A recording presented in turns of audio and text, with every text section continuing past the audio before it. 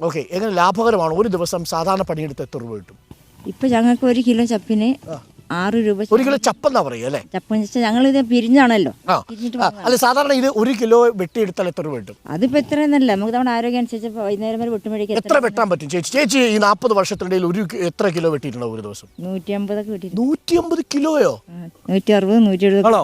ഇത് ഏകദേശം ഒരു 150 ഗ്രാം വെട്ടിയപ്പോൾ തന്നെ നമ്മളൊരു വഴിക്കായി. 150 അത് അത്രയും വെട്ടാറുണ്ട്. 150 വെട്ടിയാൽ 900 രൂപ കിട്ടും അല്ലേ?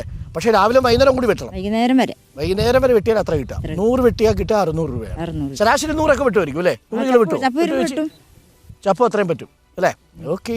അപ്പോൾ ഇതാണ് വിശേഷങ്ങളൊക്കെ നമ്മൾ കണ്ടു. അപ്പോൾ നിങ്ങൾ എങ്ങനെയാണ് പൊതുവെ ഇവിടുത്തെ ഒരു രാഷ്ട്രീയ അന്തരീക്ഷം? ആര് ജയിക്കാനാണ് സാധ്യത? രാഹുൽ ഗാന്ധി തന്നെ ജയിക്കൂ? എനിക്കറിയില്ല, രാഷ്ട്രീയത്തിൽ എനിക്കറിയില്ല. അറിയില്ല. അങ്ങനെ നിങ്ങൾക്ക് ഇടയിൽ തൊഴിലാളി സംഘടനകളൊക്കെ ഇല്ലേ? ഉണ്ട്. പോകുന്നുണ്ട്. വോട്ട് ചെയ്യാൻ പോകില്ലേ? വോട്ട് ചെയ്യാൻ പോകും. ഓക്കെ.